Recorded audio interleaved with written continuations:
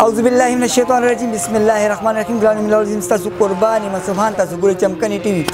او پروګرام دی د چمکني ټي وي کې روزدار بچي سیزن 4 او د نننی پروګرام موږ سره مشر ملمه چې دی د خیبر پختونخوا مشهور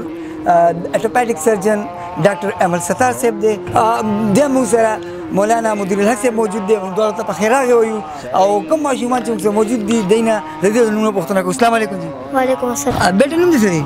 عبدالمعز عبدالمعز څنګه سبق کوي څنګه سبق کوي عبدالمعز دیم کې ښه دیم کې دا ته وایي څنګه ورځي د خیر سره دیم ته به د قرآن پاک آیات وایي بیٹه بسم الله الرحمن الرحیم قل هو الله احد الله الصمد لم یلد ولم یولد ولم یکن له کفوا احد سبحان الله سبحان الله او بل ماشوم موږ سره د نو پښتنو کو بیٹه ستاسو نوم دی رایان څه مرو دی رایان دولسمه دا ته وایي سبب قرآن پاک آیات نظم سبب حدیث آیات حدیث نبوی خیرکم من تعلم القرآن وعلمه ترجمه تم میں سے بہترین شخص وہ ہے جس نے قرآن کو سیکھا اور دوسروں کو سکھایا زبردست ہے ماشاء اللہ ماشاء اللہ ماشاء اللہ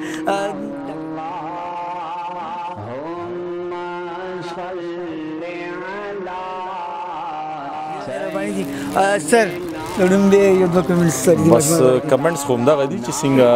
د روژې په میاشت کې ټول داسې لږ ایکسایټډ وي د عبادتونو باره کې زما بس همدغه خواست دی او په کار ده چې موږ ټول تھرو آوټ د ییر ټول کال همدغسې د عبادتونو او د ښه کارونو کې کوشش وکړو چې یو بل نه مخکې شو او خرابو کارونو کې د یو بل مخنیوی وکړو. ډېره مننه مهرباني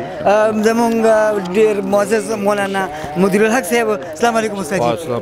خدای دې وکړه استاد جي دې دواړو ماشومانو روژه ده او دې ماشوم ښایسته ده حاجي تاسو به څه ویل غواړئ؟ د خپل تلاوت وکړه او د رسول الله صلی الله علیه وسلم خپل حدیث په ښه انداز کې بیان کړه او مې ترجمه وکړه دا زموږ دپاره د خوشحالۍ زیری دی چې موږ په اولادونو باندې دغسې توجه ورکړو بالخصوص بیا په رمضان کې شیطان تړل شوی دی او میدان اوزګار دی چې موږ د ښو اعمالو ښه تربیت وکړو نو دا ښه اعمال به آینده کې موږ سره مدد وکړي او نور مسلمانانو اولادونه به هم دغسې ښه شي نو دا د مور او پلار دپاره هم ثوابونو ذریعه ده او د کامیابۍ دنیا او د آخرت ده او د اولادونو دپاره هم ده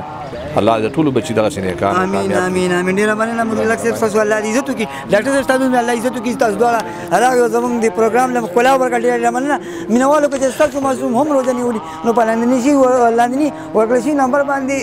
موږ ته کال وکړئ موږ به راځو ستاسو د ماشوم حوصله افزایي لپاره په دې خبره تاسو نه جواب د الله په امان